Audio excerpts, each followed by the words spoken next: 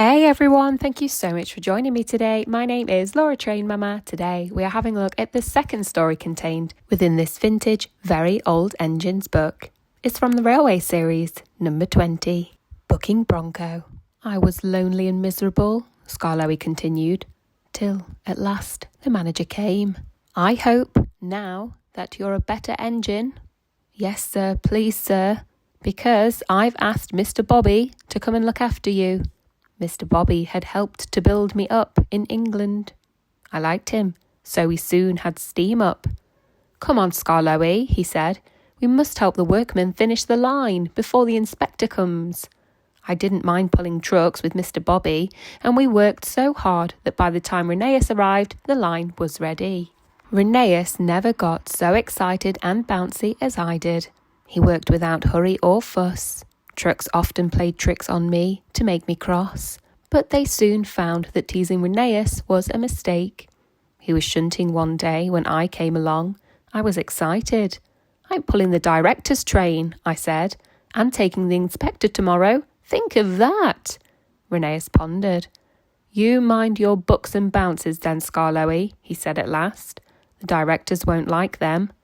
Pooh, I snorted and bounced away to fetch the coaches. Peep, peep, I whistled. Hello, girls. Who is it? Agnes's deep voice echoed from the back of the shed. It's an engine, whispered Beatrice. The guard's van. He's come to take us out.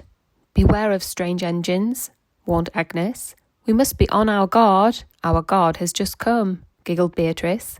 Jemima and Ruth and the other coaches sighed with relief. I pulled them all happily to the station.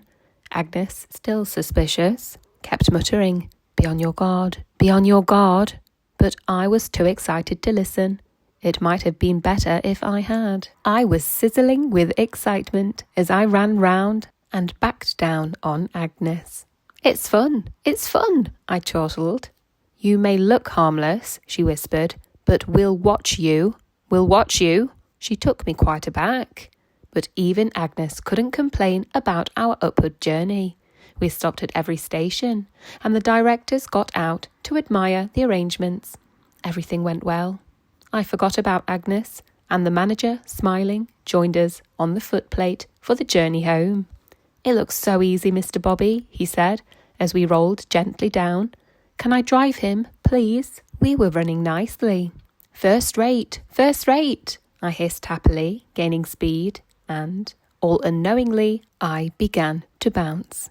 The manager, alarmed, closed my regulator too quickly and too much. Agnes's buffers clashed. He's playing tricks. Bump him, girls, bump him. They surged against me, urging me on.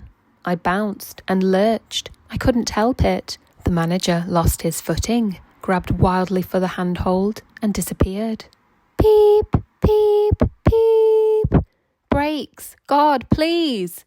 Mr. Bobby seized my controls, stopped the train, and looked back. 2 legs waved wildly from a bush. The manager was unhurt, but very cross. I'll not ride that booking Bronco again, he said. He sat in Beatrice for the rest of the journey. The directors complained they'd been badly shaken. They said it was my fault. Rheneas will take the inspector tomorrow, they ordered. You will stay out of sight in the shed. But late that evening, the manager came. I'm sorry, sir. I did try to be good. It wasn't your fault, Scarlowie. I'm sorry I was cross. We must do what the directors say now, but I'll make it up to you later. The inspector was pleased with Rheneas. You've done very well, he said kindly, for a new engine. He told the directors about some improvements which were needed. But, he went on the whole, your arrangements are good. He came to see me, and the directors told him what they thought had happened. I think, gentlemen, he said, that you are mistaken. Scarlowie should prove to be a useful engine, but he needs another pair of wheels. Take my advice and have them fitted. Then you'll see the difference. Good day! That brings us to the end of the story, Booking Bronco. Why not join us tomorrow? We'll cover story number 3, which is called Stick in the Mud. See you there, and have a great day.